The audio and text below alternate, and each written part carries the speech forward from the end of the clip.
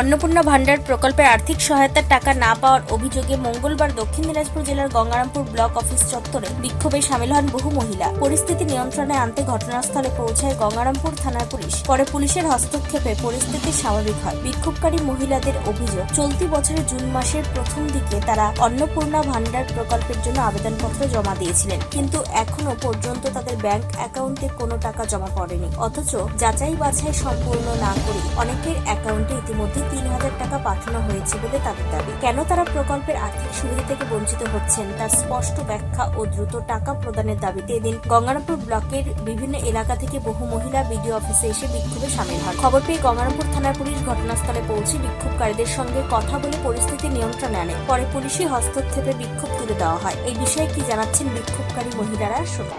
আমাদের সমস্যা আমাদের টাকা ঢোকানো হয়নি, পাচ্ছি না শোনা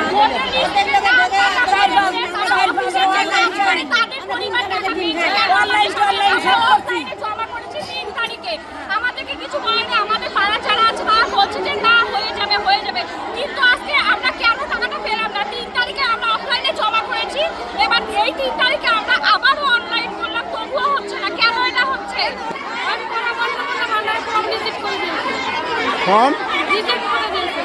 দক্ষিণ দিনাজপুরের গঙ্গারামপুর থেকে নিজস্ব প্রতিনিধির রিপোর্ট, টাইমস 14 বাংলা। আরো নিত্য নতুন ভিডিও পেতে এবং তথ্য জানতে আমাদের ফেসবুক পেজকে লাইক ও ফলো করে রাখুন। সেই সঙ্গে টাইমস 14 বাংলার ইউটিউব চ্যানেলকে সাবস্ক্রাইব করতে ভুলবেন না।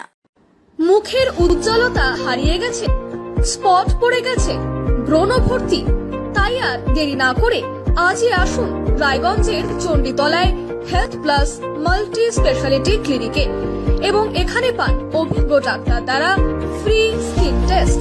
আরো বিস্তারিত জানতে যোগাযোগ করুন 9674895169 এই নম্বরে।